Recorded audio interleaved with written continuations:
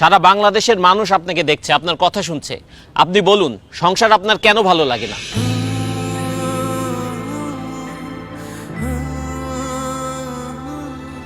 আমি যখন অনেক ছোট স্কুলে পড়ি, তখন আমার মা বাবা, স্কুলের শিক্ষক সবাই আমাকে বলেছেন, সুন্দরভাবে পড়াশোনা করো, পরীক্ষায় ভালো রেজাল্ট করো, তাহলে জীবনে সুখ আসবে।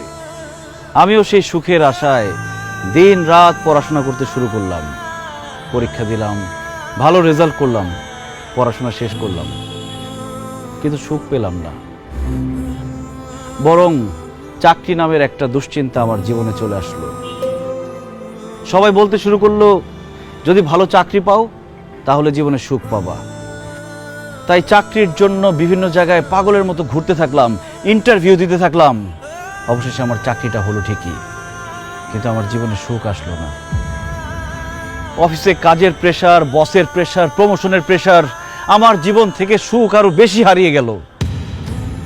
এরপরে ভাবলাম, জীবনে যদি একটা বউ আসে তাহলে হয়তো জীবনে সুখ আসবে। বউ আমার পাশে বসে থাকবে, মিষ্টি মিষ্টি কথা বলবে, রান্না করে খাওয়াবে, আদর করে রাতে ঘুম পাড়িয়ে দিবে।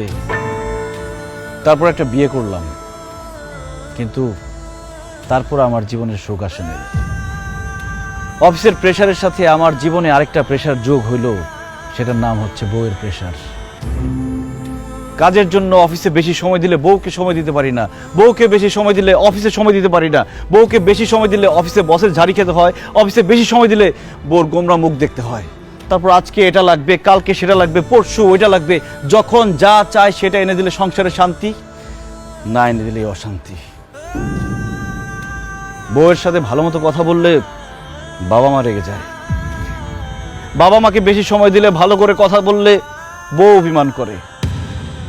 শ্বশুর শাশুড়ির সেবা করলে বাবা মা রেগে যায়, আবার বাবা মার সেবা করলে শ্বশুর শাশুড়ি রেগে যায়। তবুও শ্বশুর শাশুড়ি, বাবা মা সবার মন জুগিয়ে এই সংসারে আমাকে চলতে হয়েছে। ঈদ আসলে সবাইকে নতুন জামা কাপড় কিনে দিতে হয়েছে, কিন্তু ঈদের মধ্যে আমি কোনো নতুন জামা কাপড় কিনতে পেলাম কিনা সেটা কেউ কখনো জানতে চায়নি। কেউ অসুস্থ হলে তাকে হসপিটাল নিতে হয়, ওষুধ এনে দিতে হয়, কিন্তু সারা দিন শেষে ক্লান্ত হয়ে আমি বাসায় ফিরলে আমার কি খারাপ লাগছে কিনা, আমার কি অসুস্থ লাগছে কিনা কেউ কখনো আমার কাছে জানতেও চায়নি। আর এইসব শুধু আমার সাথে না, বাংলাদেশের হাজার হাজার লাখো পুরুষের সাথে প্রতিনিয়ত হচ্ছে এরকম। এত কিছু করার পরও একজন পুরুষ মানুষ, একজন স্বামী কাউকে খুশি করতে পারে না।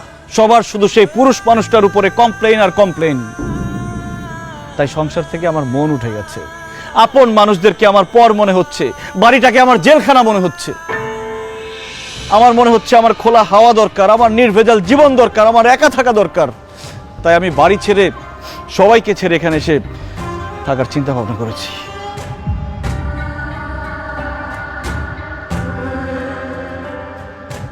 মিজান ভাই, এই ঘটনাগুলো আমার সঙ্গেও প্রতিনিয়ত ঘটে। আমারও মনে হয় আমি সব কিছু ছেড়ে ছেড়ে চলে যাই।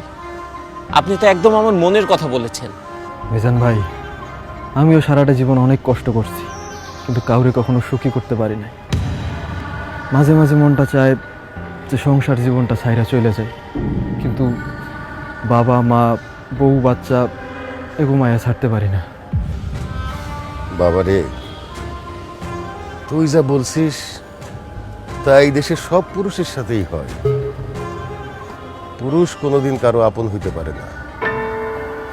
পুরুষ মানুষ শুধু দিয়েই যায়, কারো কাছে সুখ পায় না।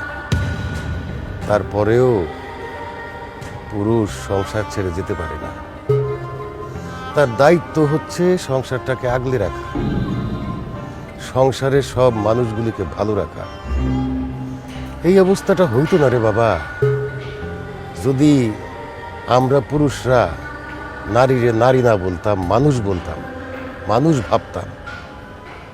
আর নারীরাও যদি পুরুষ না বইলা মানুষ ভাবতো, দুইজন দুইজনরে মানুষ ভাবলে এই সমস্যাগুলি আর হইতো না রে বাবা। জামাই বাবাজি, তুমি যে কথাগুলো বলছো একদম ঠিক বলছো। তুমি বলতে পারছো, কিন্তু আমি সারাটা জীবন বলতে পারি না। তারপরে পুরুষ মানুষদেরকে এভাবেই সংসার করতে হয়, তোমাকে করতে হবে। মিজান, আমাকে তুমি মাফ করে দাও। তোমার স্ত্রী হিসেবে আমার দায়িত্ব ছিল তোমার কষ্টগুলো বোঝা। আমি তোমাকে কথা দিচ্ছি, আজকে থেকে তোমার দুঃখ কষ্ট সব কিছুর আমি খেয়াল রাখবো। প্লিজ বাসায় চলো, চলো না আমরা নতুন করে সুখের সংসার করি। সংসার কখনো সুখের হয় না সেতু। আমার মনে হয় কোনো সুস্থ স্বাভাবিক মানুষ সংসার করতে পারে না। সংসার করতে হলে পাগল হইতে হয়।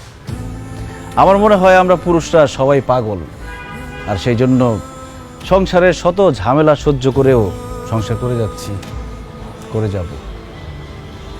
চলো।